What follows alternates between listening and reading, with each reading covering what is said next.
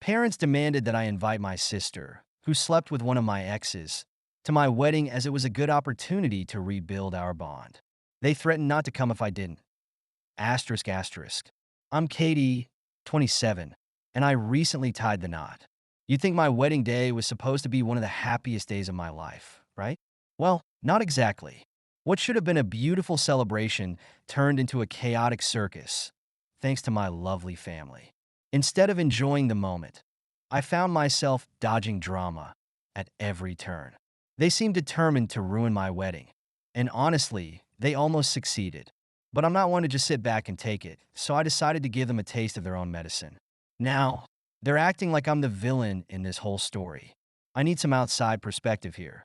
So let me tell you exactly what went down. Let me give you a bit of backstory. I'm the youngest in a family of 5. First, there's my mom. She's the textbook definition of an almond mom. You know, the type who's always on some new fad diet and subtly, or not so subtly, judges everything you eat. Then there's my dad, who pretty much only cares about money. If it doesn't involve stocks, investments, or the word profit, he seems unable to be bothered. Now let's talk about my older sister. To put it nicely, she's a bit of a nightmare. We've never had a good relationship. She's always been the golden child, while I was, well, just there. Growing up, she had a talent for making my life miserable. For example, she would constantly find ways to humiliate me in front of others, and somehow she always managed to twist things around so that I looked like the bad guy. It's safe to say we don't have the best bond. The only person in the family I actually get along with is my grandma. She's the sweetest, most down-to-earth person, and honestly, the only one who's ever made me feel like I mattered. As for me, I was shipped off to boarding school for most of my life, so I never really developed a close bond with anyone in the family. While my sister got all the attention, I was more or less out of sight, out of mind. Growing up, I was pretty close to my aunt too. She was like the cool, fun adult in my life, and we spent a lot of time together. But then, when I was around 13, she suddenly moved out. I never really understood why, and it happened right before I got shipped off to boarding school, so whatever connection I had with her, and honestly, with the rest of my family, just faded away. Now, let me tell you how I ended up in boarding school. The short version. It's all thanks to my sister. She absolutely hated that mom and dad decided to have a second kid. She wanted all the attention for herself, so she made it her life's mission to make mine a living hell. I became her favorite scapegoat for everything. My sister had this habit of breaking things around the house, like mom's favorite vase or dad's golf trophies, and then somehow I would always get the blame.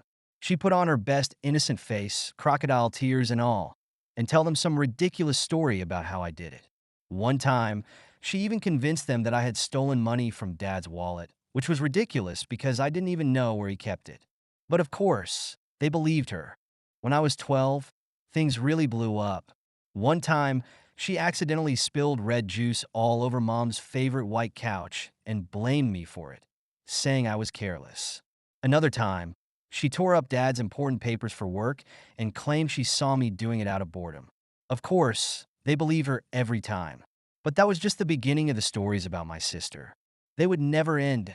The final straw was when she broke a precious family heirloom, a crystal bowl that had been in our family for generations. She swore up and down that I was playing around and knocked it over. Mom and dad were furious. Instead of listening to me, they decided I was too much trouble and packed me off to boarding school. My parents were pretty much MIA for most of my life. They never really showed up for any of my school events. I remember once I had a big recital where I was playing the piano. It was a huge deal for me. I looked out into the audience, hoping to see them there, but nope, just a sea of strangers. Another time, I had a science fair project that I spent weeks on, and when I won first place, they weren't there to celebrate. They didn't call much either. I was mostly on my own, and after a while, it just stopped bothering me. It became normal not to have them around. When I finished school and moved back to my hometown for college, I thought maybe things would be different, but I was wrong. I was back living with my sister, and the drama started up again. Living with her was like stepping back into a war zone. She still managed to make everything about her and turn every little thing into a conflict. My sister was the popular one in college. Everyone knew her. She'd lived in the area her whole life, so she was kind of a big deal. I, on the other hand, was the new kid trying to keep a low profile. But she couldn't stand the idea of people comparing us, so she made it her mission to make my life a living nightmare. She started by making snide comments whenever we were around her friends. One time, she casually mentioned in front of everyone that I was a late bloomer in academics, which wasn't even true. Another time, she threw a huge party and made sure I wasn't invited, just to make me feel like an outsider. The final straw was prom night. I caught her with my boyfriend, and she didn't even bother to hide it. It was like she wanted me to see her flaunting him in front of me. It was so blatant. She was practically gloating about how she could take whatever she wanted, including my boyfriend. I'd had enough. I told mom about it, hoping for some support or at least a little understanding, but she just brushed it off like it was no big deal. So I made the decision to leave. I moved to a different city for college and university, cutting ties with my family and starting fresh. After moving out, I finished college and university in my new city. I had to ask my family for money to cover my tuition, and thankfully, they agreed to help out. It wasn't until later that I found out it was actually grandma who was footing the bill, not mom and dad. But hey, at least someone cared enough to help. While I was building my new life, I met someone amazing. I fell in love, and we got engaged. It was a beautiful experience. He treated me so well, and for once, I felt like I was truly cherished. We decided to get married, and it was everything I dreamed of and more. So, it was time to tell my family. I was both excited and anxious about sharing the news. After everything I'd been through, I wanted them to know I was doing well and was happy. When I told my family about the engagement, their reaction was pretty underwhelming. It was like they were barely interested, just a casual, oh, okay. They didn't seem to have any major issues with it, but they weren't exactly thrilled either. I was okay with that. I didn't expect them to suddenly become super enthusiastic, so the wedding planning began. My mom suggested that I come back home and have the wedding there. Honestly, I wasn't too sure about that idea. I'd made a life for myself in my current town, and I wanted to celebrate the occasion here. So I decided to stay put and plan the wedding locally. When it came to the actual planning, my parents were pretty much absent. They didn't offer much help or input. On the other hand, my mother-in-law and sister-in-law were incredibly supportive. They really stepped up and helped with everything, from finding the perfect venue to coordinating details. I felt truly included and supported by them, which made the whole process a lot more enjoyable. Now it was time to send out the invitations. After they went out, I had a conversation with mom. She mentioned that I'd made a mistake on the invites. I hadn't included my sister's name. Before I could even explain, she brushed it off and said it was no big deal because she'd already informed my sister about the wedding and that they'd all be there. I was like, hold on a second. That wasn't an error.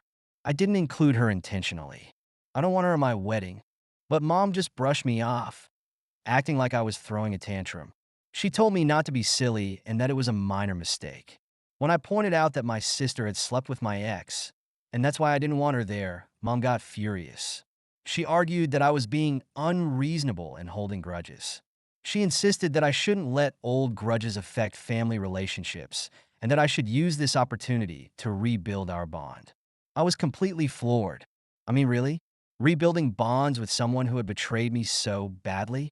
It felt like mom was completely disregarding my feelings and prioritizing family unity over my own well-being. I wasn't having any of it. I told mom that there had never been any real family unity, and I had always been sidelined. I made it clear that I didn't want my sister at my wedding. But mom refused to accept it. Eventually, she told me that if I didn't invite my sister, they wouldn't come at all. They made it clear that my sister was more important than me. That's when I snapped. I told them to do whatever they wanted. If they chose not to come, that was on them. I wasn't going to let my day be ruined by their drama. I made the decision to go ahead with the wedding without them. I never wanted my wedding day to become a battleground. But looking back, I don't regret my decision to stand my ground. It was a big moment for me, and I wasn't going to let anyone undermine it.